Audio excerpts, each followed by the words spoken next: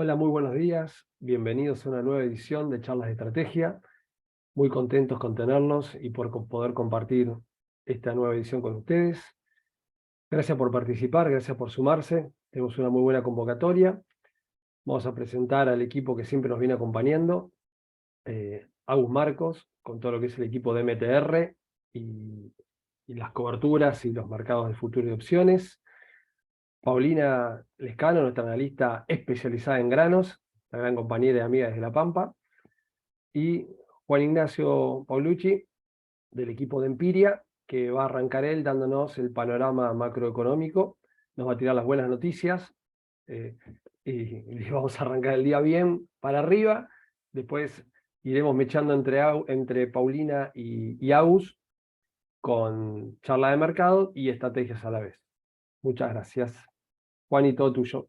Bueno, gracias otra vez a la gente de Porga por la, por la presentación, por la Al oportunidad de estar área de acá. agrofinanzas, Juan. Sí, para Agrofinance. Perdón, me cuesta, es como Matt Barrofex. Vieron que era Matt también es Matt Barrofex. Sí, sí.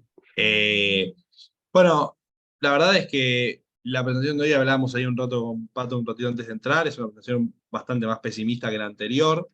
Y cuando cada mes es más pesimista que la anterior me empiezo a preocupar, digamos. Pero bueno, estamos en ese entorno donde a mí me gusta separarlo en trimestres, digamos, ¿no? Este último trimestre fue un trimestre caótico para el gobierno, donde fue una medida atrás de la otra errada, donde los datos de inflación no ayudaron digamos, al equipo económico. Por supuesto que no, porque digamos, una inflación del 8,4% sin que vos devalúes o corrijas tarifas, es una inflación que está tomando vida propia. Eh, es probable que en los próximos meses la inflación sea más alta que la que vimos en abril. No vemos factores que contengan esa inflación, que las reservas sean más negativas, que el fondo, ahora lo vamos a discutir o no, pero bueno, el fondo se está discutiendo ahí. Vieron, está el rumor de que el fondo podría adelantar desembolsos contra que Argentina haga algo. Vamos a ver eso qué chances tiene. Pero probablemente, digo, siga la emisión, siga el financiamiento del déficit con emisión de pesos, algún nuevo dólar soja que no va a tener mucho éxito, y así vamos a seguir, digamos, probablemente subsistiendo hasta las PASO, y después de las PASO hay que ver cómo son los escenarios electorales que vamos a discutir en un ratito para pensar en si hay o no una devaluación, en si hay o no alguna aceleración de la inflación un poco más preocupante. Así que si les parece, vamos arrancando. Pero bueno, trimestres de vuelta, ¿ok? El último trimestre, el reciente, digo, fue una mala decisión atrás de la otra, por no decir otra palabra. El trimestre que estamos transitando y que nos va a llevar hasta mediados de agosto va a ser un trimestre igual o más complicado todavía. Y el trimestre electoral, digamos, el periodo que pase entre eh, las PASO y las elecciones generales también va a ser una gran incógnita digamos, por quiénes sean los candidatos, por quiénes sean los que tengan más chances, si Milei, el factor Milei o no, que hoy puso en debate o puso en agenda el debate de la dolarización.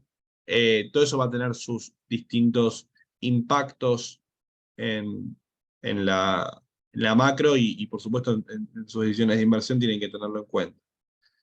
Como les decía, 8,4% de inflación, las medidas fueron nada. O sea, se recurrió de vuelta al control de precios, unas medidas insólitas como Argentina importando alimentos para disciplinar al mercado central, absurdo, controles de precios que de vuelta, hace 5 controles de precios atrás, la inflación era la mitad que lo que es hoy, o sea, no funcionaron en absoluto. En lo monetario, el gobierno sube la tasa, pero baja la tasa de consumo. Está bien, en la economía sabemos que el ingreso se divide en dos, consumo y ahorro. Si subo la tasa para el ahorro y bajo la tasa para el consumo, hay algo que no me está dando. ¿Sí?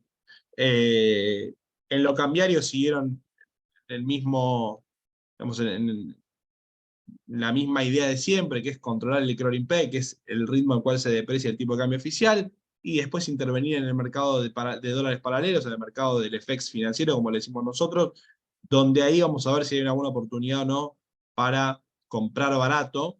Pero, como les decía, no hubo ninguna medida sustancial que haga pensar que Argentina podría tener menos inflación el mes que viene o el otro. De vuelta, las medidas son más de lo mismo.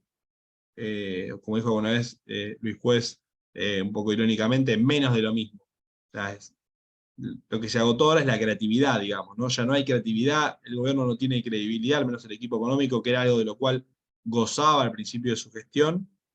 Quieras o no, la gente creía que Massa podía llegar al 4% de inflación, o al menos lo dudaba, decía, bueno, pero si lo dice por algo es en enero, ¿no? Y hoy estamos en 8,4, digamos, ¿no? O sea, la dinámica se aceleró y mucho. Cuando la inflación es 8,4%, no hay muchos motivos para que baje. Ahí necesitas un plan de estabilización, cerrar el agujero fiscal, subir el tipo de cambio a un nivel razonable y competitivo, no hacer un dólar soja para uno, un dólar Malbec, un dólar economía regional. Todo eso no sirve si vos no corregís eh, el tipo de cambio oficial. Como este gobierno dudo que lo quiera hacer al menos hasta agosto, la inflación va a seguir siendo alta o probablemente un poco más alta si el dólar blue o el dólar contado con liqui pega un salto y corrige. ¿Sí? Como le decía, hoy tenemos un tipo de cambio que está prácticamente subsidiado. O sea, la brecha, que era del 100%, que llevó a que la inflación suba en abril y probablemente suba en mayo, que fue la suba del blue de un 20% en la última semana de abril, hoy esa brecha está subsidiada y está barata. ¿Qué hace el gobierno? Básicamente usa dólares para contener el tipo de cambio financiero. ¿Cómo hace eso? Agarra dólares del central, que ahora vamos a ver que no tiene, los vende, o sea, compra bonos en dólares, con esos compra un G30, por ejemplo, y lo vende contra pesos. Esa intervención hace que los dólares se mantengan planchados, como ven en el gráfico de la derecha. ¿Sí? O sea, fíjense que el dólar blue, que es la línea azul, o el dólar contado con liqui con los CDRs, digamos, le saca entre 20 y 25 pesos, perdón, entre 30 y 35 pesos al contado con liqui intervenido, que es la liñita violeta.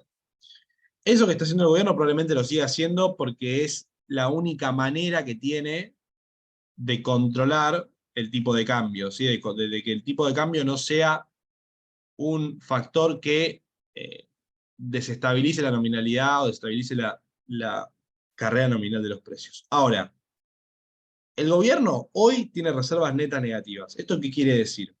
Que los activos del central en dólares son menores a sus pasivos. O sea que está usando dólares de algún lado. ¿De dónde? Probablemente parte de los encajes, probablemente parte del swap con China, y probablemente parte de algo que tiene por ahí girando con CDESA, que es una sociedad que, digamos, colateraliza los depósitos públicos.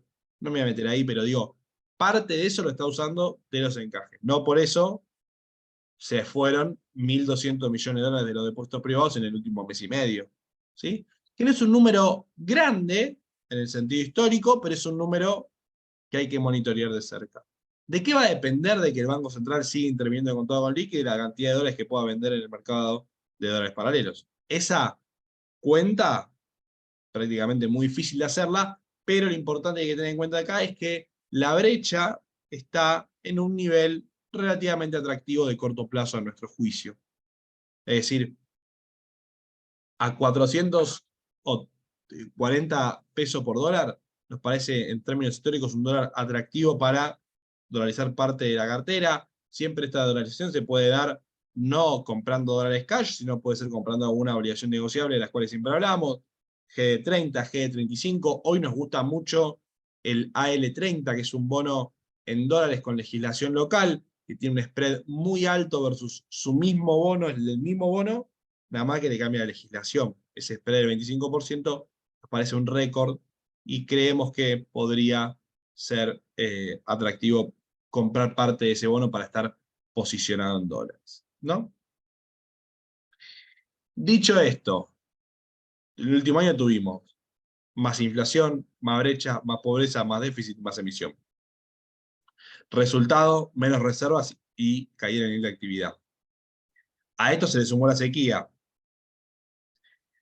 Resumen, el programa del fondo no funcionó. ¿Qué hace el gobierno? ¿Qué intenta hacer el gobierno? Más de lo mismo lo que les decía. Este último trimestre el gobierno aceleró su reacción de política, o sea, forzó los controles de precios, intervenir en el mercado paralelo, hacer un canje con bancos ofreciéndole un put, meter al FGS a vender bonos en dólares, que todavía no pasó, pero amenazaron con eso, después salió el comunicado de la UBA diciendo que estaba bien, un sinfín de cosas que no atacaban el problema de fondo que era la inflación, y que nos trajo hasta acá a tener 8,4% de inflación en un solo mes. Por eso yo me gusta separarlo en trimestre, digamos. El acuerdo con el fondo no se cumplió. No se cumplió lo fiscal, no se cumplió la meta de reservas, no se cumplió la meta de financiamiento al tesoro. Hoy el tesoro tiene un déficit de más o menos 3 puntos del producto. ¿Con qué lo financia? Con emisión. ¿Qué hace el tesoro? Le pide al Banco Central que le gire pesos. Cuando el Banco Central por una ventanilla le gira muchos pesos, sale a girarle por otra ventanilla para no incumplir el acuerdo con el fondo. Todo ese conjunto de cosas que hacen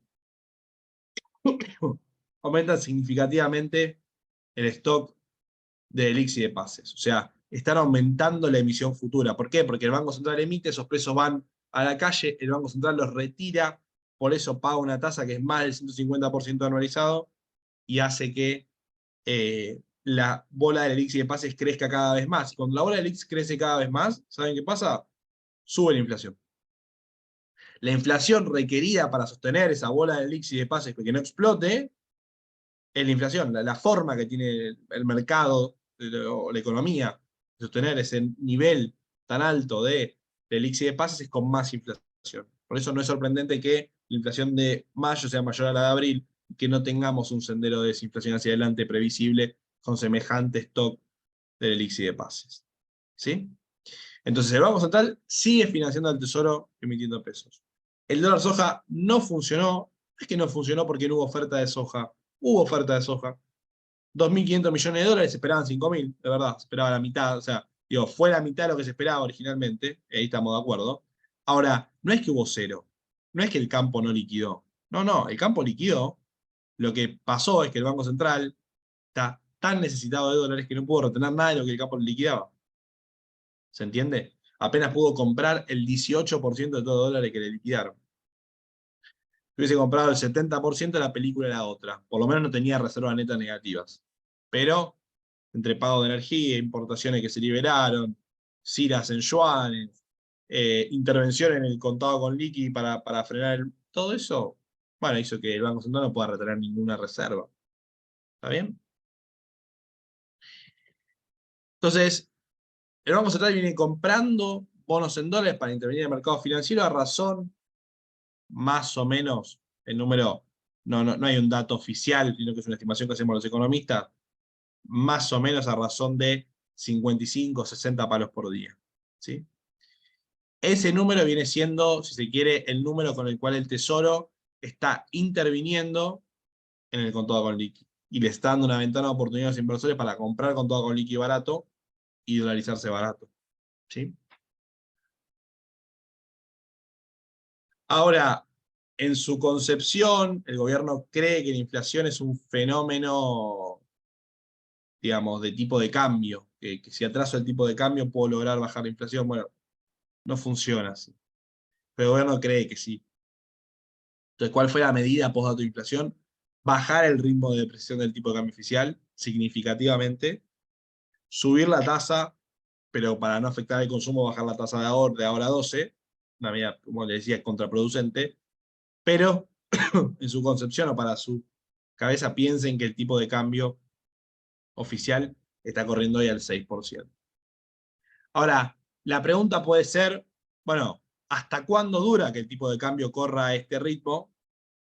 ¿Hasta cuándo dura que el gobierno no devalúe? ¿Cuánto aguanta? Esa es una pregunta que probablemente todos tengamos en la cabeza. Yo no tengo respuesta, pero voy a tratar de darles un poco de análisis para que ustedes tomen sus propias decisiones financieras. Hay reservas netas negativas. O sea, el gobierno hoy no tiene en los activos del central suficientes dólares para cubrir sus pasivos. Ese es el resumen. O sea, vamos a abrir una puerta del central y hay $0 cash. Todo es deuda. ¿Sí? Todo es deuda con alguien. Con los depositantes en dólares, con el BIS, con el swap con China, con Cereza. con alguien. ¿Sí? El dólar soja no funcionó. El fondo, es una discusión que se está dando, el fondo te está diciendo, imagino, devaluar. Porque si yo te giro 10.000, si te adelanto 10.000 millones de dólares de desembolso, ¿qué garantía tengo de que vos no te la vas a fumar al día 2 para intervenir el contado con liqui para llegar a ganar las elecciones de generales?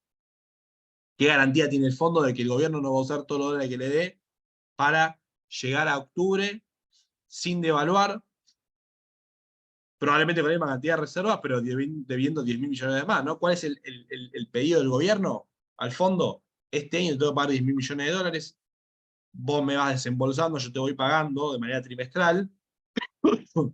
Mi pedido es, por la sequía, adelantame todo eso hoy, así yo refuerzo mis reservas netas, y de esa manera zafo por el momento. Ahora, el fondo le dice, está bien, perfecto, yo te lo doy. Y ahora, ¿qué garantía tengo yo de que vos no te vas a dar vuelta y lo vas a usar para intervenir en el mercado cambiario oficial, en el mercado cambiario paralelo, para pagar deuda, para lo que lo he diciendo hasta ahora, que es básicamente, digamos, ir manejando la macro para que no explote atada con alambres y llegar a las elecciones sin una evaluación del dólar oficial? ¿Qué garantía tiene el fondo? Ninguna. Entonces, por eso el fondo pide lo que se llama prior actions, o sea, hace algo antes para asegurarme que yo te voy a dar esa plata y que vos no te la vas a dilapidar.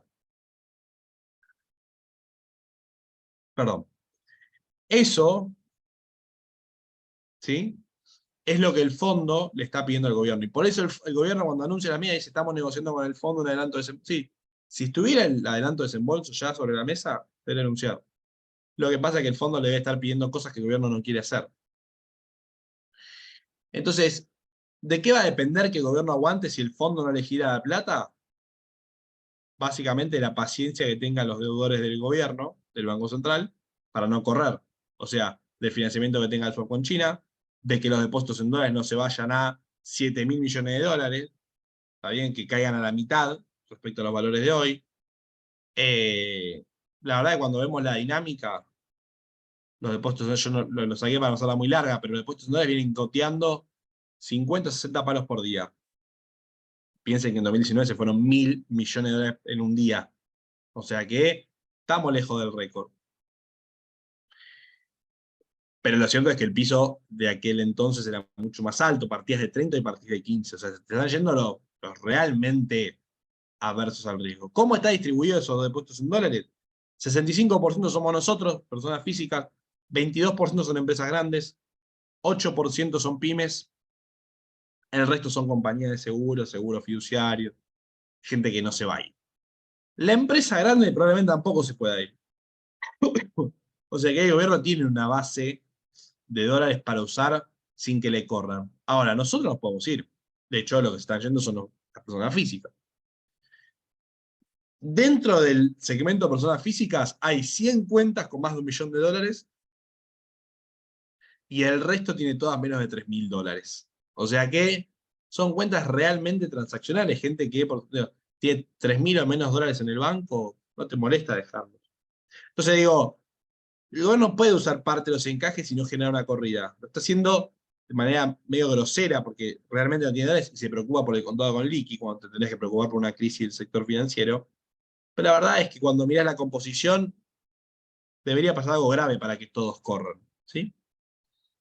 Por ahora no están corriendo y el gobierno usa ese leverage, esa ventaja para intervenir en el mercado cambiario, ¿sí? ¿Puede llegar el gobierno o no a la elección sin devaluar? Es una pregunta que es difícil de responder. Yo creo que de acá a un año el dólar oficial, en términos reales, o sea, el dólar ajustado por la inflación, tiene que ser 30, 40 o 50% más alto que el que es hoy. Eso es un hecho, eso va a ser así. O sea, si Dios quiere, en un año vamos a estar juntándonos de vuelta acá y el dólar oficial va a ser un 50% más alto en términos reales que lo que es hoy.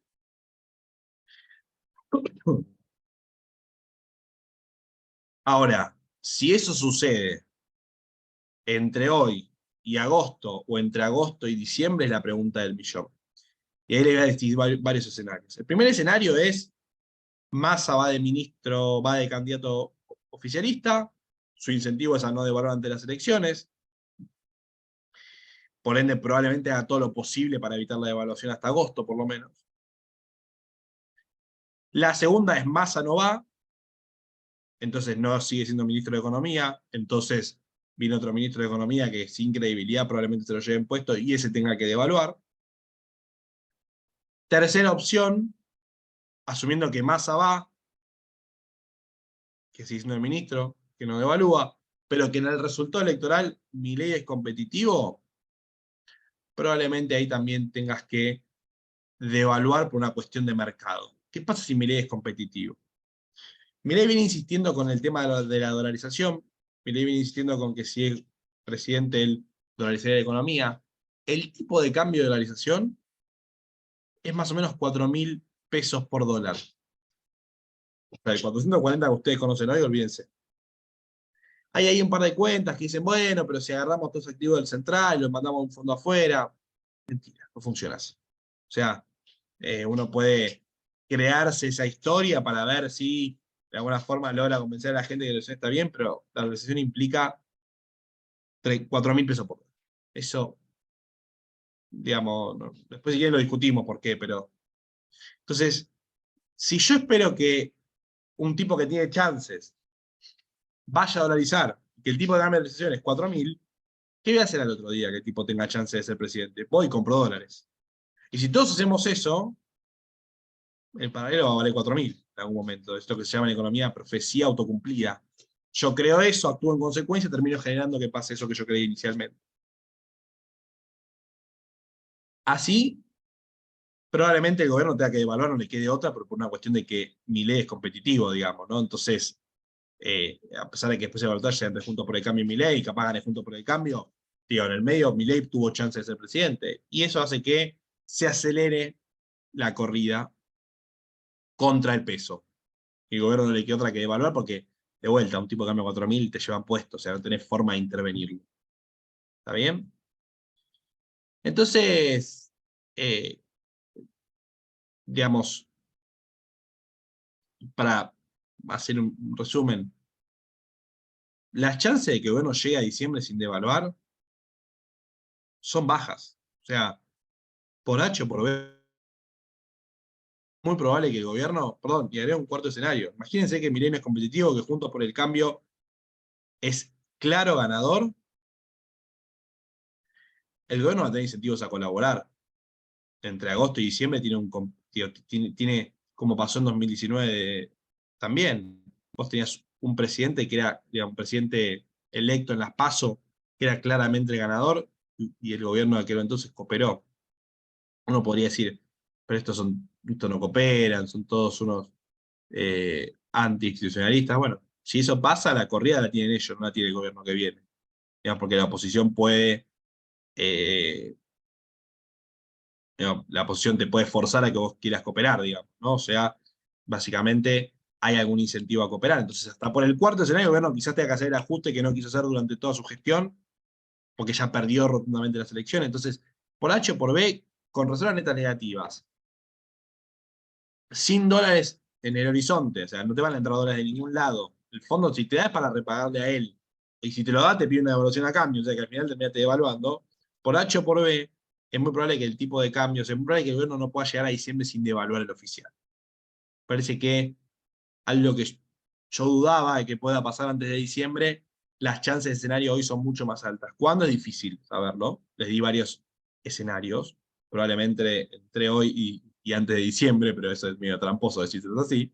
Digo, pero hoy el gobierno tiene muchas menos chances de llegar a diciembre sin devaluar el oficial que las que tenía hace 5 meses atrás. En parte por la sequía, pero en parte por todas las cagadas que se mandó, perdón el latín. Pero en parte por todos los errores que cometió en los últimos 5 meses. Entonces, ¿cómo cubrirse frente a ese escenario? Les dije, el tipo de cambio, parece que hoy de corto plazo está barato, subsidiado por el propio gobierno, aprovéchenlo. No se queden en dólares, la inflación de Estados Unidos hoy está bajando, pero 4 o 5% anual, te pierden plata con eso. Busquen alguna opción rentable, una obligación negociable, si tienen pesos, ¿no? Algún bono en dólares, del gobierno. si son un poco más amantes al riesgo, les gusta timbiarse un poco más la plata. Si no, obligaciones negociables, YPF garantizada, Pampa, digo, obligaciones negociables que pagan en dólares de sectores que probablemente generen muchos dólares en los años que vienen, y cúbranse con eso. ¿Tienen soja? Digo, no hay mejor dólar link que la soja para ustedes. O sea, ustedes son productores, se sientan arriba de la soja, si el oficial se devalúa, ustedes ganan plata. Sencilla la ecuación. Entonces yo les puedo recomendar, compren dólar link, échense, ustedes tienen soja. O sea, su costo de comprar un dólar link vale devaluación -5, -10, y cuando devalúa no se lo vendes a nadie. Eso, usted tiene la ventaja de tener soja, o maíz, o trigo, perdón que generalice, pero ustedes tienen granos. Siéntense arriba de los granos, digo, esperen, vayan vendiendo para lo que es capital de trabajo, pero, como les dije, de acá a 9 meses, de acá a marzo del año que viene, el tipo de cambio oficial va a ser, en términos reales, 30% más alto de lo que soy.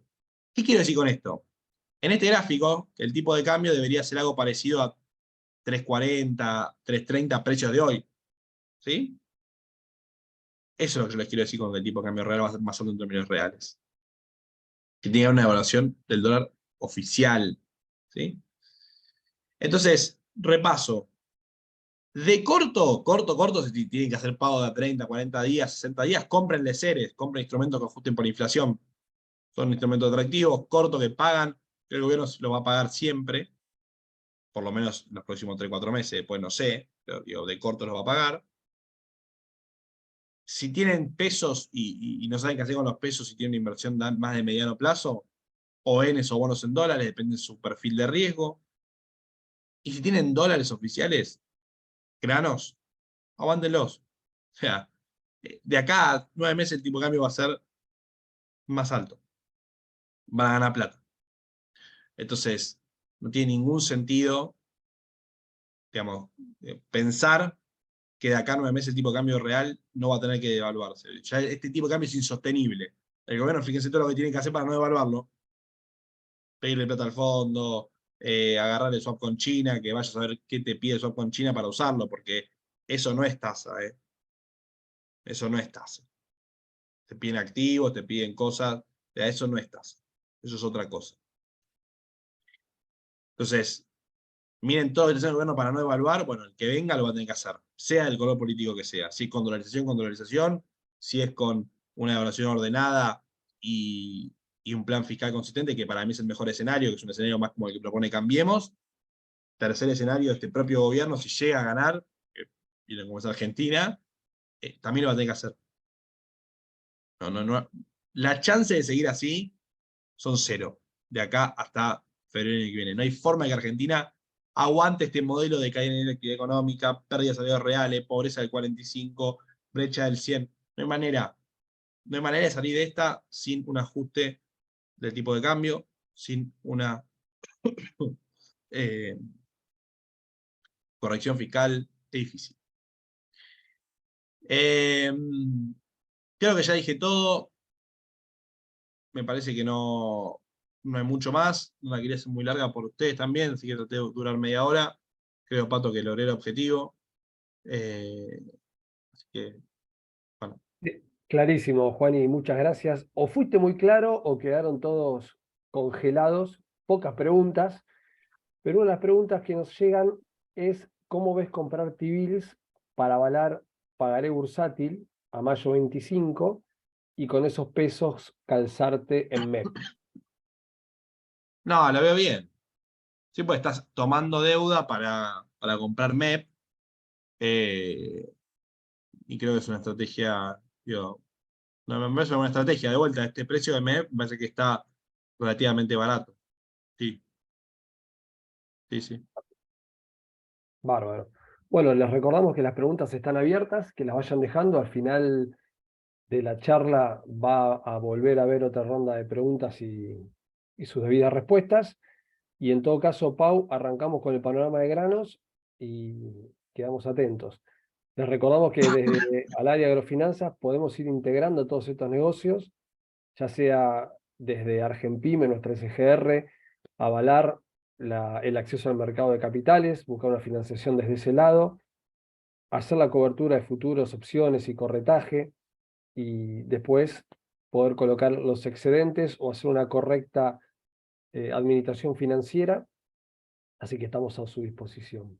Pau, todo tuyo. Bueno, buen día. Ahí comparto la presentación. ¿Ahí se ve? Perfecto, Pau. Bueno. A ver. Bueno, arrancamos. Bueno, creo que toda la charla de Juan hoy en día en Argentina es fundamental, pero bueno, también no podemos dejar de lado, especialmente si son productores o empresarios del agro, ver qué pasa también con los mercados, y en ese sentido tampoco es que hay demasiadas buenas noticias respecto a lo que puede pasar con la evolución de los precios. Pero bueno, vamos a ir arrancando. En la charla anterior hablábamos de si estábamos viendo algo bueno todavía en tema precios. Repito este gráfico que para mí podemos decir que es bastante gráfico porque son los últimos 20 años. Seguimos con niveles de precios que podemos decir que son buenos en relación principalmente a lo que teníamos previo a pandemia. Si vemos los valores que teníamos 2014-2020 están muy por debajo de los niveles actuales, más allá que obviamente no estamos en los niveles máximos del año pasado, y podemos hacer un resumen muy grande diciendo que muchos de los alertas que digamos que veníamos compartiendo y mencionando se fueron dando y poniendo presión a los valores de los granos. Ahora la gran pregunta sería justamente saber si podemos ver alguna baja adicional respecto de estos valores. Así que creo que eso es lo que tenemos que seguir viendo, sin olvidar que estamos en niveles históricamente que dentro de todo siguen siendo buenos. Cuando vamos a ver qué es lo que pasó en el último mes en Chicago, tenemos que todos los granos han caído. Quizás el más perjudicado ha sido, o sea, en realidad bajaron prácticamente todo, fíjense, un 8,6% en el caso de la soja, 7 el trigo, 6,6 el maíz. O sea, el último mes fue de caídas importantes en casi todos los granos. Después les voy a mostrar en la parte de trigo, sí hubo un diferente comportamiento en lo que son los trigos de calidad en el mismo mercado de Chicago, pero en general todos los granos tuvieron una baja. La gran pregunta obviamente es saber si pueden seguir estos precios bajando, y bueno, hay algunos elementos que están desde hace unos meses y siguen estando, y se suman algunos nuevos. Todo lo que contó Juan del plano local, en el plano internacional seguimos con una situación en la cual, si bien los niveles de inflación son totalmente distintos a los que vemos en Argentina, siguen preocupando y siguen haciendo que los principales gobiernos estén viendo de qué manera seguir controlándola. Eso es más aumento de tasas de interés y el mundo debatiéndose si entramos en una especie de recesión o las principales economías, y eso, resumiendo grandemente, puede traducirse en menor demanda. La cosecha récord de Brasil, que sigue generando mucha presión en los precios. Apareció el USDA, si bien ya desde febrero sabíamos de que se esperaba un aumento de área en Estados Unidos, es como que los datos del USDA le dieron un contexto mucho más cercano, digamos, a que eso ocurra, y Argentina con una sequía histórica que lamentablemente hasta hoy podemos decir que sigue estando. No es que estamos viendo, por más de que hay pronósticos de que vamos a un niño y más, la realidad es que hasta que no lleguen las lluvias no podemos decir que estamos saliendo de esta situación tan dramática. Esto del Silicon Valley Bank creo que sigue siendo un problema importante para no dejar de lado, que generó, digamos, caídas de precios, o tuvo algo de efecto también en la caída de los precios de los commodities en general. Sigue, que casi todas las semanas aparece algún nuevo banco que tiene que ser rescatado o que se cae, y la gran discusión si estamos en una especie de burbuja financiera como el 2008 o no. Pero más allá de que sea o no sea esa situación, toda esta gran incertidumbre le pone mucha volatilidad también a los precios de los granos. Y China, que por más que sigue siendo un comprador importante, no reactiva como podríamos esperar o podríamos desear. No me voy a meter en el tema local porque Juan ya hizo un súper resumen. Creo que hoy en día, digamos, todo lo que nos contó Juan y las expectativas y demás, hacen de que más allá de lo que pasa con los precios en dólares por tonelada, digamos, la mayoría de ustedes, la mayoría son empresarios, pero es cada vez más importante en este contexto sentarse, en el caso de al área de agrofinanzas, con la gran ventaja de que no solamente se puede ver qué es lo que pasa con los dólares por tonelada, sino también toda la parte cambiaria, financiera, y aprovechar oportunidades como las que comentaba Juan. Yendo de lleno a los dólares por tonelada, a todo lo anterior que le ponía algo de presión a los precios, apareció Luzda en mayo, que de nuevo, si bien en el Ag Forum en febrero ya había anticipado que Estados Unidos iba a tener una gran producción, principalmente maíz, este reporte es como que generó, digamos, una presión adicional. ¿Qué es lo que, yendo a cada uno de los granos, en el caso de soja, ahora les cuento por ahí lo que creo que es más importante de Luzda. En el caso de soja, este es el gráfico de 5 años que creo que me gusta compartir más allá del de 20, en donde acá también vemos que estamos muy por encima de los niveles prepandemia, pero evidentemente cuando ponía estas circunferencias era para ver si este año teníamos la posibilidad de tener una tercera circunferencia, una tercera suba y superar nuevos niveles récord. Bueno, evidentemente no lo hemos logrado con la misma intensidad que se pudo en años anteriores, y después Agustín seguramente nos va a decir en lo que es la parte técnica, pero evidentemente el mercado encuentra cierto cansancio como para superar los niveles que ha tenido, y por el contrario encuentra, digamos, más facilidad a tener mayores bajas. Hoy la soja julio, bueno, en este momento no vi cómo cerró nocturno, ayer cerró $501, el mes pasado cuando dimos la charla estábamos, o sea, cotizaba la mayo en 550, o sea, el mercado tuvo una pérdida de $50, el mercado de referencia a Chicago, y por el otro lado, digamos, es como que está mostrando una tendencia que puede ser de mayores bajas. Y el dato que es fundamental y que tiene que ver con esto de mayores expectativas de producción para la campaña que viene en Estados Unidos, fíjense que la noviembre sigue con un gran descuento respecto a la mayo. Estamos hablando de una noviembre de $440. Y recuérdense ese valor porque después lo voy a mencionar en una plaquita anterior. Cuando vamos a cómo viene la demanda de exportación, o sea, en Estados Unidos, estos son los datos al 4 de mayo. Lo que quiero destacar en el caso de soja es que el total de ventas de exportación o compromisos de Estados Unidos en relación al año pasado es un 13% menor a lo que tenía justamente la misma altura del año pasado. Llevan un 93% del total que estima Luzda para todo el ciclo comercial, cuando el año pasado ya habían superado, digamos, esas expectativas. Entonces, esto nos puede dar la sensación que se va achicando, digamos, el ciclo comercial, y nos da la expectativa de que puedan reducir la demanda, la exportación total en el balance de oferta y demanda, y aumentar un poco más los stocks finales de esta campaña.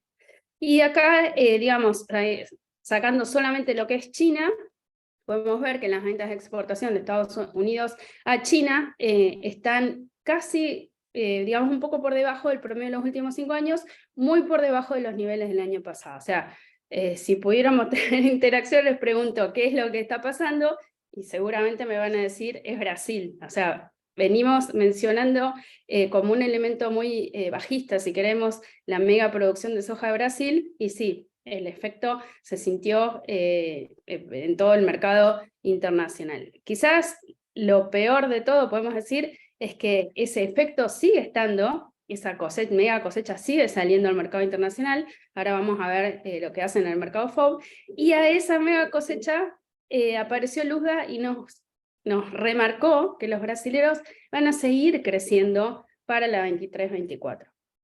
Cuando vamos a Luzda, podemos decir que más allá de toda la información que se genera, que es muy buena y que tiene muchos gráficos y demás, creo que es como que los titulares de este mes fueron los más, fueron bien titulares, o sea, creo que hay que tenerlos en cuenta.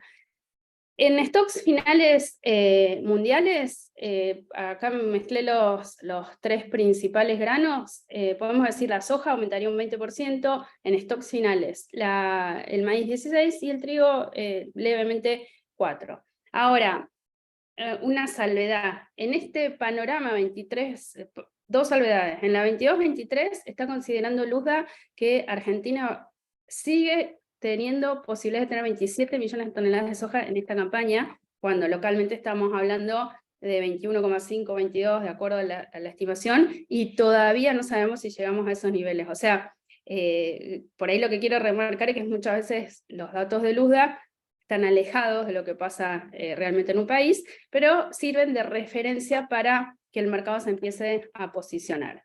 Y cuando les decía lo de los titulares de Luzda, fíjense que este es un titular, o sea, el título de este gráfico, que es de Luzda, dice: la producción de oleaginosa se espera que crezca más rápido que el consumo. Entonces quedarían en oleaginosas stocks récord elevados. Entonces, ese ya es como que es uno de los titulares que en realidad, vamos a ver, se repite para oleaginosas, trigo y maíz. O sea, se esperan aumentos de producción que superen el consumo, que es récord, pero se espera que se consuma. De nuevo, el mercado se mueve con esta expectativa, tuvimos bajas desde que salió Luzda, y ahora hay que ver de concretarlas. Entonces ahí es donde puede aparecer la volatilidad. La gran pregunta es desde dónde aparece esa volatilidad, si sigue bajando los niveles actuales o, digamos, podemos encontrar mejores precios a partir de que veamos esa volatilidad. Otro dato súper relevante de Luzda, lo que les comentaba recién, en la 22-23, ya todos sabemos, Brasil con 155 millones de toneladas, y también veníamos hablando que los brasileros ya estaban pensando en encarar una campaña de soja con más superficie y con mejores expectativas de rinde para la campaña que viene. Bueno, Luzda lo que hizo fue confirmar esas expectativas y está hablando que van a tener 163 millones de toneladas. O sea, el panorama, si uno mira solamente lo que es oferta-demanda, podemos decir que es no positivo para la evolución de los precios. Falta un montón, obviamente, pero es un dato a tener en cuenta. Y lo que mostró para Estados Unidos es algo que ya sabíamos por el Lag Forum que podría suceder, un aumento a 122 millones de toneladas, no es tan impactante como Brasil, pero si juntamos estos dos países, digamos, el aumento de demanda es muy importante. Por Argentina también hace, digamos, en realidad nos lleva a un nivel normal pre-sequía, pero digamos, el 23-24 el balance cambia bastante. Cuando vamos a Estados Unidos, podemos ver que este dato también parece muy para tener en cuenta. Los stocks finales de la campaña 22-23, los de la 23-24 con esta nueva expectativa de producción y consumo, en resumen lo que hace es aumentar un 56% los stocks finales de la campaña pasada. Cuando vamos a la relación stock-consumo, prácticamente la duplica, y si bien en general sí es baja, porque en general una relación de consumo, stock-consumo en soja, para que no sea alcista, se considera que tiene que ser mayor a 10, prácticamente se duplica.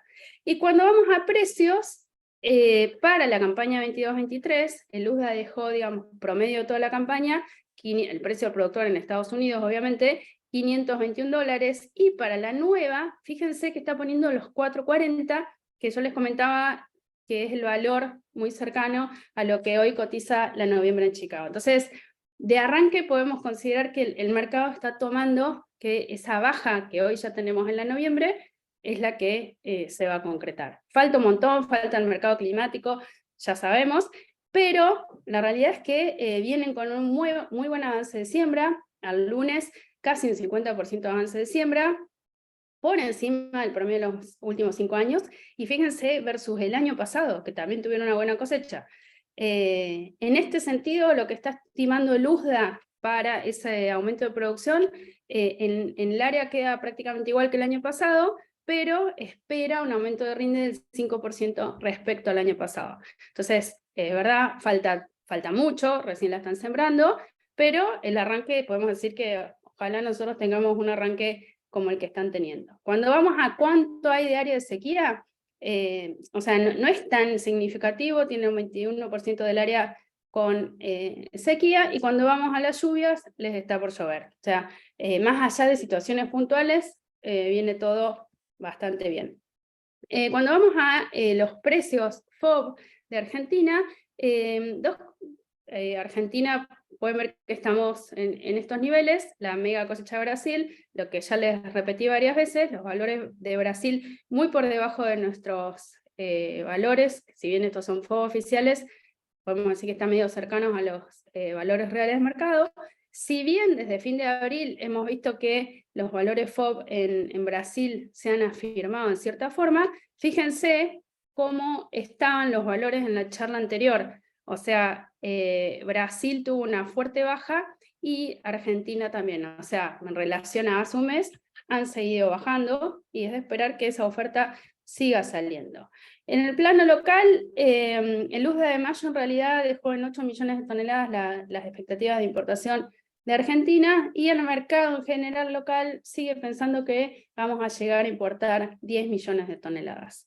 Me estoy extendiendo un montón con soja, ya la voy a cortar. Bueno, y en este contexto, en las reuniones anteriores también planteábamos, hay riesgo de que tengamos un escenario de baja producción y bajo precio. Yo creo que es un escenario, esto es lo que pasó en la 17-18, o sea, una fuerte caída de producción, lejísimo de lo que estamos teniendo ahora, estamos hablando de 21 millones de toneladas, acá en esta teníamos 35, pero empezamos a ver una caída importante de precios en mayo.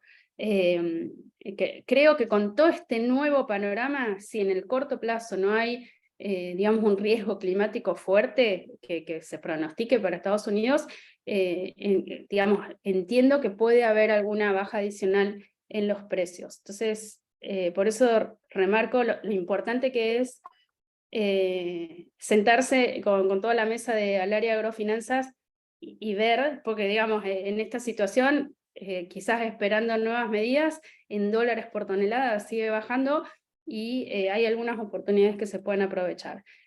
Bueno, esta plaquita de masa la vengo usando desde el momento que dijeron que era el superministro. Vino finalmente el dólar agro con agregados y demás. Ya contó Juan cuál fue el resultado, o sea, el resultado fue nada, o sea, nada, no fue el esperado. Creo que esta información de la bolsa de cereales resume todo. Voy a, digamos, destacar esto que tiene relación con lo que decía Juan. ¿Cuánto se negoció de soja en la misma cantidad de tiempo en este nuevo dólar agro? Casi un 70% menos que la primera edición y casi un 18% menos que la segunda edición. Y cuando vamos a ingresos de divisas, es lo que comentaba Juan justamente, o sea, el ingreso de divisas por esta medida es mínimo en relación a la primera y segunda edición. Les dejo esto, no me voy a entrar en detalle, esto es lo que se fue negociando a partir de los agregados de este dólar agro. Sí, quizás es importante que para acceder a ese dólar agro se establecieron volúmenes de equilibrio en sorgo, cebada y girasol.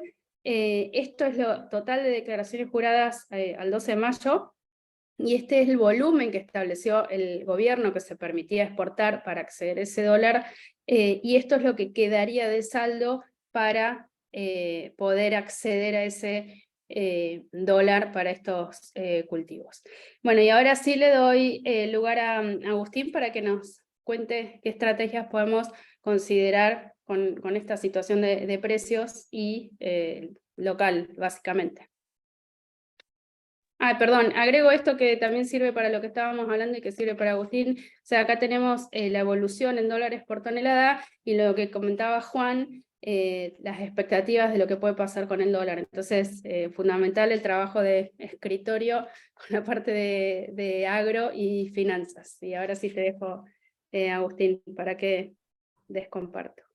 Dale. Muchísimas gracias, Paulina. Buen día a todos. Vamos a compartir.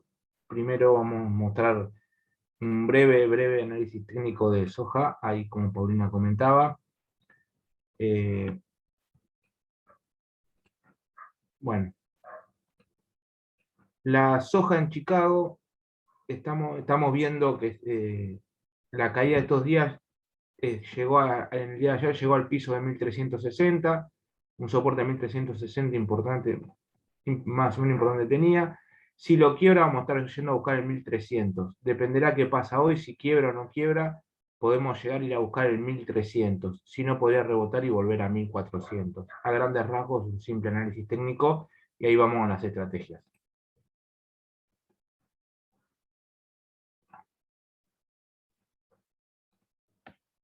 Ahí va, vamos a empezar. Bueno, estrategia para julio, soja julio de este año.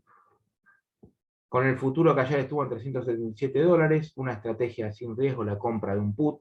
Recordemos que las opciones, y con todo el panorama que nos dio Juan Ignacio también, se pagan a dólar oficial, sobre todo las que vamos a ver para la campaña nueva, soja mayo del año que viene o maíz abril del año que viene. Es importante tener en cuenta que esto se paga a dólar oficial y queda en una cuenta dolarizada, esas opciones quedan en dólares. Bueno, la compra un put 372 con prima de $7.60 en el día de ayer. Ponía un piso en $364.40 sin techo. Recordemos que las opciones de julio tienen un mes porque vencen el 20 y poquito de junio. En el gráfico del día de esta manera, queríamos con un piso en 364 y acompañando el mercado menos los $7.60.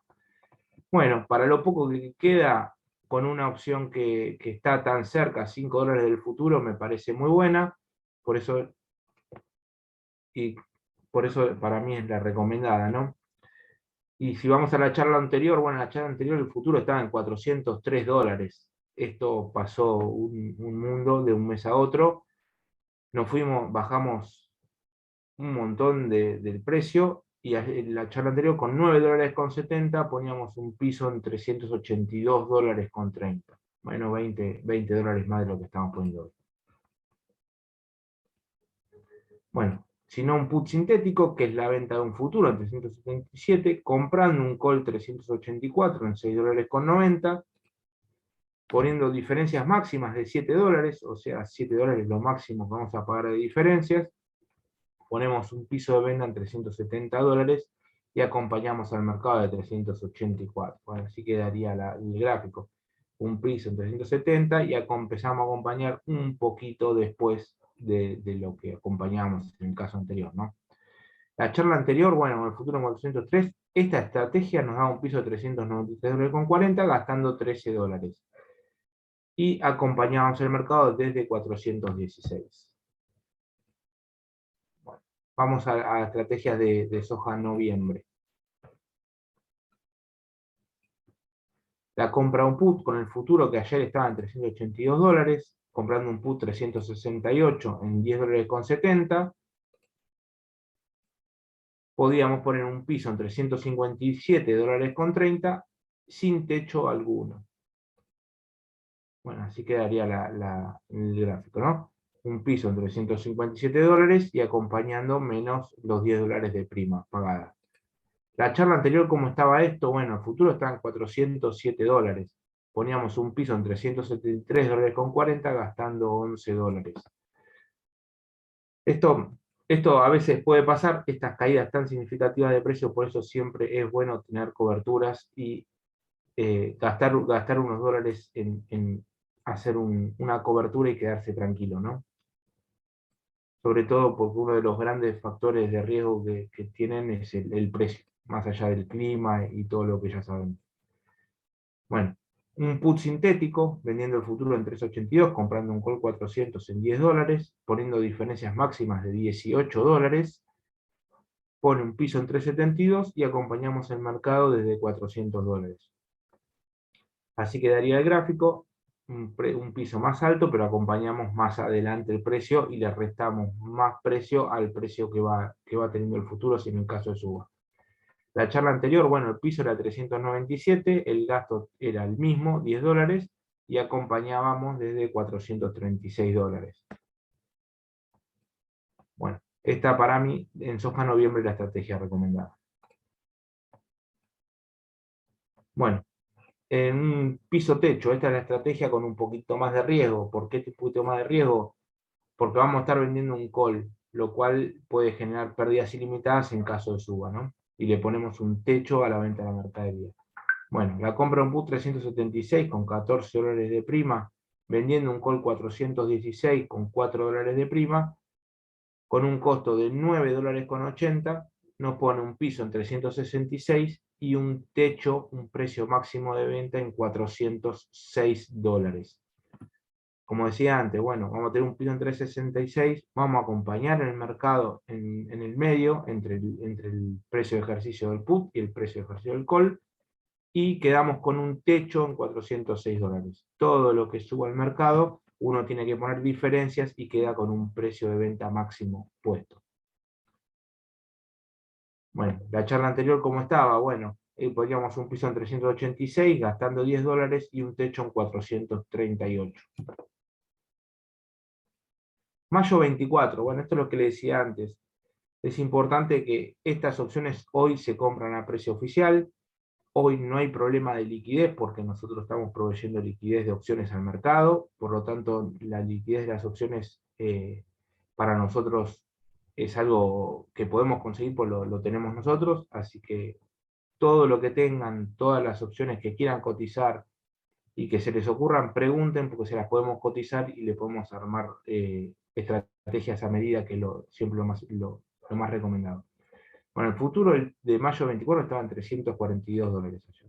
Comprando un put 312 con prima de 9,70, poníamos un piso en 302 dólares sin techo alguno. Y en la charla anterior, si la veíamos, la charla anterior teníamos un piso, un futuro en 364 y un piso en 314 gastando 10. Bueno, así quedaría el gráfico. Un piso en 302, acompañamos el mercado menos la prima pagada. Un put sintético de mayo 24, vendiendo un futuro en 342, comprando un call 376 en 10 dólares con 30, pagando diferencias máximas de 34 dólares, pone un piso de venta en 331 dólares con 70 y acompañamos el mercado desde 376 dólares. Bueno, así quedaría el gráfico, un piso en 332 y acompañamos el mercado menos la diferencia de precio y la prima pagada. ¿Cómo estaba la charla anterior? Esta misma estrategia. Bueno, poníamos un piso en 353 dólares, gastando 10 dólares con 40 y acompañábamos a partir de 412. Bueno, y para mayo 24, la estrategia de piso-techo, la de más alto riesgo que habíamos hablado recién, compramos un put 328 con prima de 15 dólares con 60, vendemos un call de 392 con prima de 5, tendríamos un costo de 10 dólares con 60 y pondríamos un piso en 317 dólares con 40 y un precio máximo de venta, un techo en 381 dólares con 40. Precios que tiene la noviembre hoy con un año como el que ya saben que estamos teniendo, ¿no? Bueno, así quedaría el gráfico. Tendríamos un piso en 317, acompañamos el mercado y ponemos un techo en 381 dólares. Bueno, ¿cómo estaba la charla anterior? Bueno, el piso era de 330 dólares, el gasto era de 9 dólares con 90 y el techo era de 418 dólares con 10. Esta para mí es la estrategia destacada de soja mayo. Bueno, por del lado de la soja ya hasta acá estaríamos. Así que sigo con vos, Paulina. Les vuelvo a repetir, cualquier cosita, consúltennos, hablen con la mesa comercial, hablen con nosotros. Las estrategias siempre es conveniente armarlas de forma personalizada, en base a lo que uno está esperando, los precios que uno quiere y lo que uno está dispuesto a gastar. Bueno, muchas gracias. Bueno, gracias, Agustín. Yo soy siempre de remarcar lo que dijiste varias veces, Agustín. Más allá, digamos, de todo lo otro que hay que tener en cuenta en nuestro país, los dólares por tonelada siguen siendo un valor que sigue, digamos, lo que pasa en el resto del mundo. Y la verdad es que hoy, si hacemos un resumen, sigue habiendo más elementos que pueden poner más presión que los que podemos encontrar alcistas, así que creo que es importante sentarse y analizar todo. En el caso del maíz, podemos decir que digamos, el gráfico este de 5 años, entre comillas, tiene inclusive peor comportamiento que en la soja. Ya se veía que el maíz no encontraba demasiados elementos alcistas y bueno, en las últimas semanas, post reporte de Luzda, es como que esa caída se precipitó. Estamos hablando de un maíz julio, ahora estaba viendo el mercado que hoy sigue de nuevo con bajas. El julio de $228 en Chicago, perdió $30 respecto a la charla del mes pasado.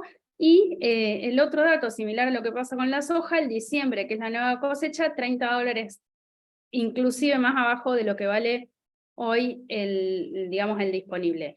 Y recuerden este número, o sea, el maíz diciembre hasta el cierre de ayer estaba en $198 por tonelada, o sea que sigue con expectativas de bajas. Y de nuevo, a pesar de estas bajas, estamos a niveles muy por encima de los que teníamos pre-pandemia. Entonces, ¿qué es lo que, digamos, qué es lo que viene viendo el mercado que sigue generando o favoreciendo estas bajas?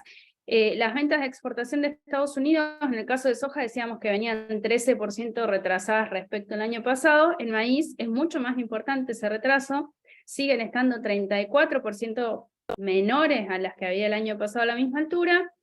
Y el otro dato súper importante es que, de acuerdo al último balance de oferta y demanda de Luzda, las exportaciones solo cubren un 82% del total que espera el USDA, o sea que hay un retraso y hace pensar que pueden recortar las exportaciones finales, aumentando los stocks de la 22-23. Y el USDA con los titulares, lo mismo que les decía en el caso de oleaginosas, lo mismo puso para maíz. O sea, el titular traducido es la producción global récord supera el consumo, que también es récord, pero digamos, lo más importante es justamente que hay como una recomposición de la producción. Entonces, digamos, de nuevo, la visión, el panorama, hoy, digamos, cambió bastante el escenario que podemos esperar. Cuando vamos a destacados también, en el maíz, si bien veníamos sabiendo que tenían una mega producción en Brasil, lo que hizo Luzda fue confirmar lo que muchas consultoras brasileras venían diciendo, que la producción total iba a ser de 130, no de 125, o sea, sigue habiendo consultoras que hablan de 125 y otras de 130. Bueno, Luzda llegó a 130. Y en el caso de Estados Unidos, lo más relevante, que de nuevo el Ag Forum ya lo había anticipado, es que van a tener una producción de casi 390 toneladas versus casi 350 de la campaña anterior. Si no sacaron la cuenta, son 39 millones de toneladas más de una campaña a la otra. En el caso de maíz para Brasil 23-24 no lo aumentó, lo dejan en 129, pero de nuevo es una mega cosecha. Y quizás ahora después hago un comentario de la safriña de Brasil. Este nuevo escenario de Luzda para maíz para Estados Unidos lo que hizo, muy similar al caso de soja, o sea, aumenta los stocks finales de una campaña a la otra en 57%, o sea, 20 millones de toneladas más de stock final. O sea, hay un incremento de la demanda, pero este aumento de producción supera ese incremento de demanda. El stock consumo en maíz en Estados Unidos pasa al 15%. En general, podemos considerar que si ese stock consumo es menor al 10%, en general los mercados se tornan más nerviosos o más alcistas. Bueno, este dato podemos decir que es relativamente cómodo. Y los precios al productor, para la campaña que ya está terminando, promedio 2.59, esto de Estados Unidos, y el nuevo lo pone en promedio 188. Recuerden que hoy el maíz diciembre, Chicago está en torno a 198, creo que les había dicho, hoy sigue bajando, o sea que está tomando como que el nuevo precio para el productor está cercano a 190, o sea, una fuerte baja respecto a la campaña anterior. Entonces, son datos que no tenemos que dejar de considerar. ¿Cómo viene la siembra en Estados Unidos? Viene fantástico. El lunes pasado, en 65% de avance, muy por encima del promedio de los últimos 5 años y mucho más por encima de lo que iba el año pasado a la misma altura. O sea, 20% más adelantado que el año pasado. Y en el caso del maíz, es como que hizo un mega combo Luzda, en donde aumenta la expectativa de área y aumenta la expectativa de rinde casi entre 4 y 5% para cada uno. Y entonces ahí, digamos, hoy el mercado está analizando si se va a llegar a esa expectativa de área. Yo creo que como viene en sí, más allá que hay un estado que es North Dakota que viene atrasado, pero tienen 4 días de días buenos y avanzan con todo, pero bueno, el mercado está considerando si se llega o no, yo creo que sí, con el área, y después obviamente hay que ver si logran ese rinde promedio de 11,4 toneladas por hectárea. Entonces nos queda finalizar la siembra y el mercado climático del maíz, que es julio. Yo lo tomaría de nuevo, como que va a haber mucha volatilidad, pero estamos partiendo de valores, digamos que siguen bajando. Bueno, y el área con sequía está prácticamente igual que hace un mes, 29% en el caso del maíz, y el mapa de lluvias se los había mostrado en soja, o sea, en el corto plazo no se ve un riesgo importante climático. Un dato que quiero mencionar, que por ahí no puse alcistas y bajistas, pero muchas veces uno dice, bueno, los fondos especulativos, como que ¿qué viene pasando con los fondos? Los fondos especulativos, en el caso del maíz, están vendidos, muy vendidos, en casi 110.000 contratos, pero no nos olvidemos que cuando estos fondos están en modo que no encuentran elementos alcistas, modo liquidación, pueden seguir ampliando esa posición. O sea, no lo pondría hoy como un elemento potencialmente alcista el hecho de que los fondos puedan revertir esa posición vendida, sino al contrario, que están generando inclusive una presión adicional. O sea, si no hay un riesgo climático en el corto plazo, me da la sensación que podemos ver esas bajas adicionales que ya anticipa el maíz diciembre. Cuando vamos a Brasil, creo que, de nuevo, esto que lo ponía como alerta en todos lados que puedo, de esas 130 millones de toneladas, entre 100 y 105, de acuerdo a la estimadora de la consultora, se cosechan entre junio, o sea, en algunos lugares empezó aisladamente la cosecha, el fuerte va a ser mediados de junio, julio. Entonces, sí, digamos, tenemos en cuenta lo que pasó con la mega cosecha de soja y lo trasladamos a lo que puede pasar con maíz, creo que eso puede poner, digamos, una presión adicional en los precios de maíz internacionales. Un dato, en el caso de la safriña, sí están viendo que se esperan 2 semanas quizás con pocas precipitaciones en algunos lugares donde están definiendo rinde, pero de nuevo, por ahora no es que hoy se esté viendo que puede bajar fuertemente esa producción, pero bueno, es para seguirlo de cerca.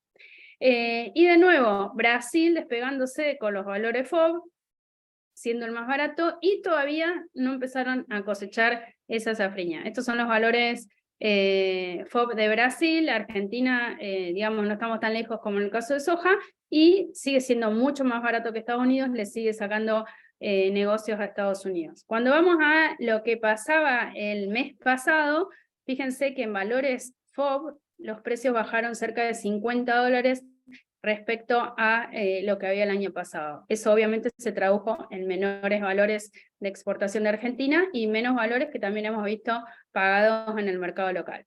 Bueno, Agustín, te dejo el lugar para que nos cuentes qué podemos hacer con este panorama. Dale, gracias Paulina.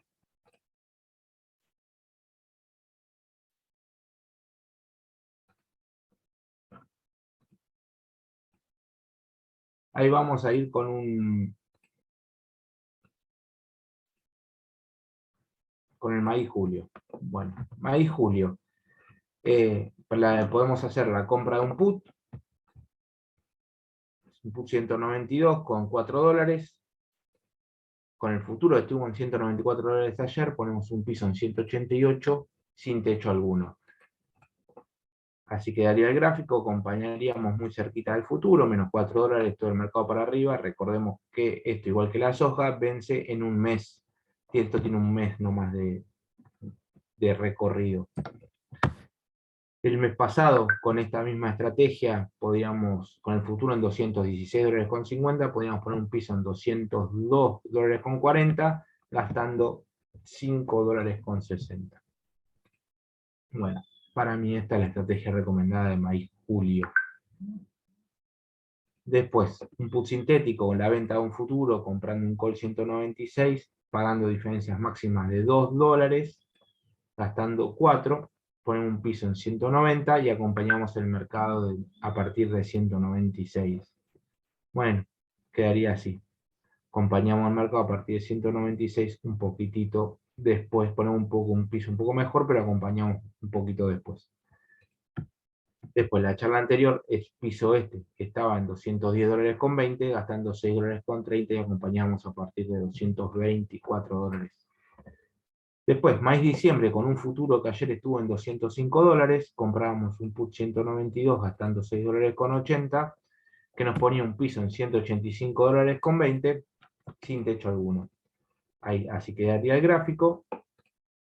Y en la charla anterior teníamos un futuro en $230, poniendo un piso en $205.10 y gastando $6.90. Después, un put sintético para maíz diciembre. Bueno, vendemos un futuro en $205, compramos un call 220 en $6.90, teniendo diferencias máximas de $15, ponemos un piso en $198 y acompañamos desde 220. Así quedaríamos el gráfico con un piso en 198 y acompañando al mercado a partir de los $220.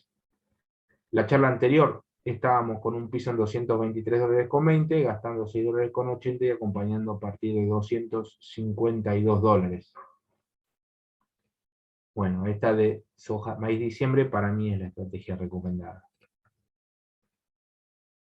Después, bueno, la compra de un put 200 para un piso techo, la compra un put 200 en $10, vendiendo un call 232 en $3.20, teniendo un costo de $6.80, nos pone un piso en $193.20 y un precio máximo de venta en $225.20. Así quedaría el gráfico, un piso, acompañamos el mercado por este periodo y después quedamos con un techo en $225. ¿Cómo estaba el mes pasado? Bueno, el piso era de $213.40, el techo de $257.60 y gastábamos $6.60. Bueno, lo que les había mencionado antes, opciones de maíz abril 24. Bueno, si van a pantalla no van a ver nada, van a ver un mercado vacío, pero eso no es problema, nosotros las opciones las cotizamos nosotros proveemos liquidez al mercado y estamos en capacidad de ofrecer cualquier opción y darle liquidez a cualquier opción que nos pidan ustedes. Con un futuro en $196 que estuvo ayer, ponemos un piso, compramos un put en 176 con prima 7, ponemos un piso en $169 sin techo alguno. El gráfico está en un piso en 169, acompañamos mercado para arriba todo lo que vaya, pero nos quedamos tranquilos que nuestro maíz nunca va a valer menos de $169. No tenemos estrategia el mes pasado porque, bueno, el mes pasado no habíamos presentado estrategia de maíz abril 24. Bueno, un sintético, la venta de un futuro a 196 con la compra de un call 224 de prima 640, diferencias máximas de $28. Ponemos un piso en 189,60, mejoramos mucho el piso, pero recién empezamos a acompañar el mercado a partir de $224. Lo que quedaría con un gráfico así, un piso en 190, pero recién a partir de que se activa el call empezamos a acompañar el mercado. Y le tenemos que restar al mercado las $28 de diferencias más los $6 de prima pagada. Y después, bueno, la estrategia de piso-techo, que esta estrategia, ¿por qué las menciono como recomendadas para el año que viene? Porque cuanto más tiempo hay, más valor tiempo tienen las opciones, por lo tanto, se puede poner un buen piso y un buen techo con mejor plata. Bueno, compra un put 188 con $11.70, vendiendo un call de 228 con $4.20, costo de $7.50, ponemos un piso en $180.50 y un techo en $220.50. Bueno, precios que tuvimos hace un mes más o menos para las posiciones de diciembre, aproximadamente julio. Bueno, Esto pone la gráfico que hace un precio 181, un techo en 221. Para mí esta es la estrategia recomendada de maíz abril. Bueno, por el lado del maíz ya estaríamos. Ya ahí vuelvo contigo, Paulina. De paso les quiero comentar que el mercado del McBarrofex opera futuros de Chicago, futuros de soja y maíz Chicago, que son contratos que copian los contratos de Chicago y en los cuales nosotros estamos proveyendo liquidez y nosotros tenemos la capacidad de aportar todo el volumen que ustedes necesitan de operaciones de Chicago. Cotizan en McBarrofex, cotizan en peso, pero con los precios de Chicago. Muchas gracias. Vuelvo contigo, Paulina. Ahí estoy, acá estoy.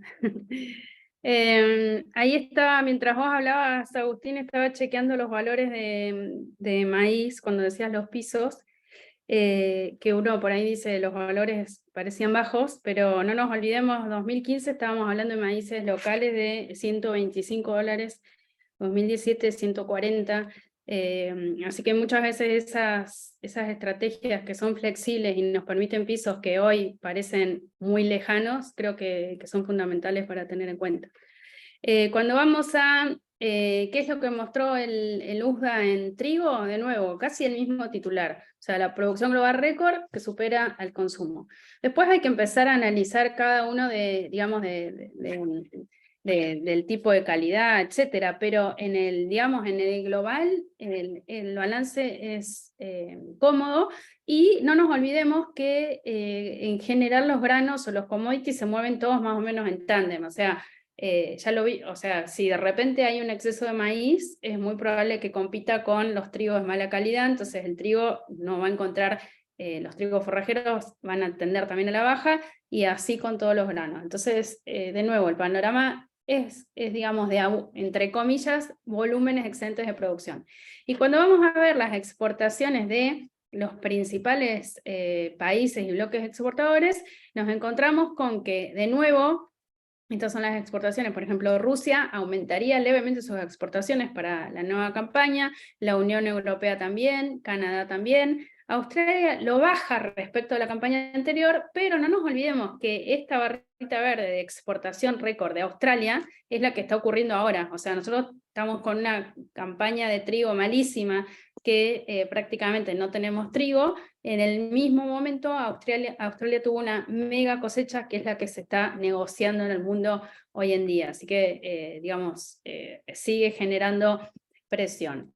Sí les comentaba al comienzo que cuando uno mira solamente trigo Chicago, en lo que pasó en el último mes, sigue cayendo, que es esta línea negra. Lo que sí se vio es que a partir, podemos decir, la mayor diferencia la empezamos a ver ahora a partir de marzo. Los trigos de calidad, tanto el Kansas como el de Minneapolis, tuvieron una recuperación separándose del trigo de Chicago. De todas maneras, cuando vemos el gráfico digamos, que es de un año, todos los trigos siguen con una tendencia negativa. Cuando vamos a los valores FOB, en este caso Argentina, estamos hablando del disponible de cerca de $350, esto es valor FOB oficial, no es un valor real de mercado, podemos decir que es un valor testimonial. Lo que sí podemos decir que tampoco tiene mucho sentido compararlo, porque no tenemos la posibilidad de hacer nuevos negocios de exportación, porque el mercado está totalmente intervenido. Lo que sí podemos decir que por más que pudiéramos salir al mercado, con los valores inclusive que podemos ofrecer, estamos muy lejos de poder competir. Estamos hablando que el resto del mundo está ofreciendo trigo FOB en niveles de $270, por ejemplo, más allá de las diferencias de calidad y demás. Y tenemos a Rusia, estos es dato del USDA, de los stocks, digamos, con los que arranca una próxima campaña, en este caso es trigo, con stocks en Rusia que son mucho más altos que los que tenía, digamos, en la campaña anterior al comenzar la campaña. Eso sigue generando presión y por ahí para los que siguen los mercados FOB, casi todas las semanas hay una nueva baja en las ofertas del trigo ruso. A pesar de la guerra de Rusia, Ucrania, etcétera, esa oferta sigue saliendo, generando mucha presión y poniendo techo a las posibles subas de los valores del trigo. Estamos hablando, fíjense, en el caso del trigo ruso, acá estamos hablando de valores de $240 FOB, o sea, por más que ese FOB oficial que yo les mostraba de 350 es testimonial y está fuera de mercado, así todo, si saliéramos a ofrecer nuestro trigo a los valores que se tienen que pagar localmente, estamos fuera de competencia. Cuando vamos a algunos datos de cómo viene el trigo en Estados Unidos, que pueden dar expectativas de tener alguna suba, si por ahí escuchan alguna noticia, lo que es el trigo de primavera, sí viene retrasado, o sea, totalmente distinto a lo que viene en soja y maíz pasando, viene muy retrasado respecto al promedio, un poquito adelantado respecto al año pasado, y de todas maneras el área de sequía es muy baja, pero viene algo retrasado. Cuando vamos a el trigo de invierno, que es el problemático, que es el que viene despegándose, si queremos, de los valores de Chicago, ahí sí la situación está más complicada. Casi el 50% del área de los trigos está con sequía, la condición bueno excelente es solamente 29%, y están en periodo crítico porque ya estaban al lunes en un 50% en espiga. Entonces ahí es donde empezamos a ver las diferencias en lo que son los trigos de calidad, pero en el grueso, digamos en el trigo, hay abundancia. Y un dato que para mí es súper importante como país y tenerlo en cuenta para el futuro, que lo mencioné ayer en Agrotendencia, nosotros, digamos, tenemos como cautivo, entre comillas, teníamos como importadora Brasil. Bueno, Brasil, así como está creciendo en soja y maíz, se propuso ser autosuficiente en trigo. Y uno puede pensar, sí, pero en Brasil es difícil producir trigo, etcétera, el clima, bueno. Por un lado, ya tienen variedades de trigo que están analizando para producir en su país, y para que sea autosuficiente necesitan 12 millones de toneladas de producción. Bueno, la 21-22 produjeron casi 8, importaron 6,4, la 22-23 produjeron 10,4, importaron 5, y para la 23-24 esperan también llegar a 10 millones. Uno dice, bueno, todavía siguen necesitando importar, es verdad, pero digamos, creo que es importantísimo no dejar de ver como país esta situación, que más allá que con el productor hoy en día puntualmente puede que no le importe, sí creo que es un tema de mercado fundamental, porque ese cautivo, digamos, que teníamos de importaciones poco a poco va perdiendo relevancia. Y estas son las estimaciones de la Bolsa de Cereales de Buenos Aires de ayer, pensando ya en la próxima campaña. Esperan digamos, en trigo 6,3 millones de hectáreas, una producción de 18, en el caso de cebada 1,3, digamos, básicamente lo que es área, la bolsa habla de 3% de aumento de área en trigo, en cebada el mismo volumen, y bueno, y obviamente una recomposición de rinde. La realidad es que hoy estamos todos, me imagino los que están pensando que si siembran o no siembran, dependiendo de lo que pase con el clima. Ayer en Agrotendencias el ingeniero Sierra decía que digamos, estamos entrando en un año niño, pero que no es que vamos a ver grandes precipitaciones, ni mucho menos. Él sí ponía como fichas a que en junio era el mes que podíamos tener una interesante, o por lo menos pensar en recarga en algún caso para poder avanzar con la siembra, así que es fundamental ver si eso se cumple. Agustín, te dejo para que nos cuentes estrategias en el trigo, principalmente con un contexto de total incertidumbre para la nueva campaña, ¿no? Sí, dale. Muchas gracias, Paulina. Para que saque. Listo. Ahí. Bueno, vamos a empezar con trigo julio. De vuelta, aclaro lo mismo que el maíz y la soja. Es cortito, vence en un mes. El futuro ayer estaba en $315, comprando un put de 308 con $5.70. Podíamos poner un piso en $302.30 y sin techo alguno. Ahí quedaría la estrategia. La charla pasada, ¿cómo estaba? Bueno, el futuro estaba en 292,50. Estaba peor. Mejoró el trigo corto, así que antes podíamos poner un piso en $276,40 gastando $8. Para mí es la estrategia recomendada de trigo julio para este mes que queda y para evitar alguna baja.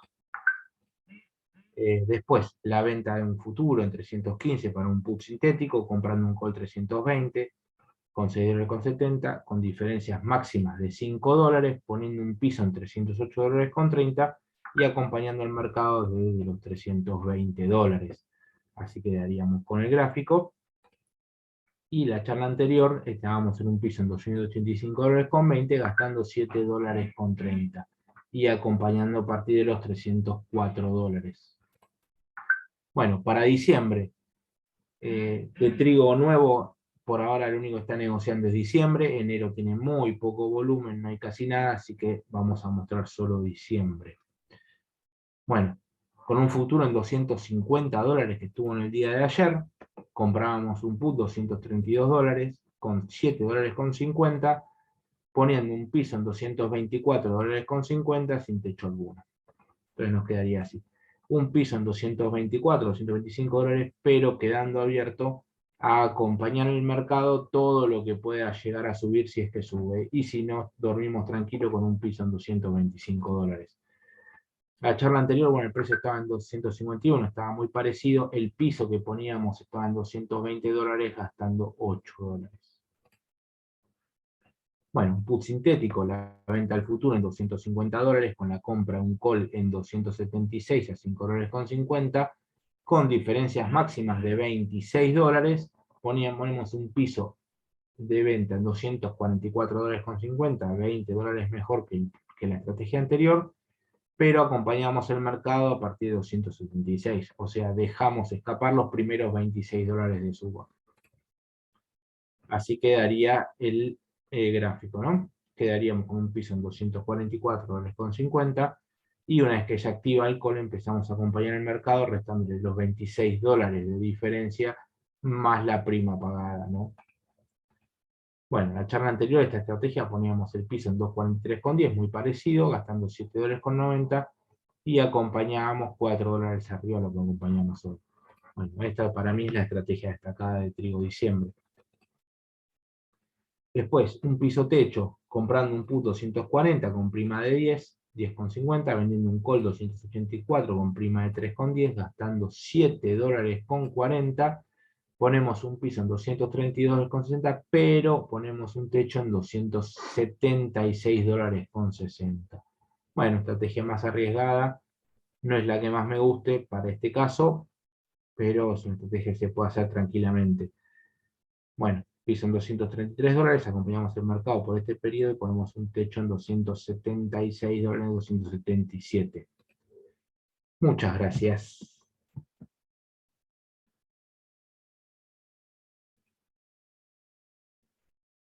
Ahí estamos. Bueno, muchas gracias a todos. Estamos terminando.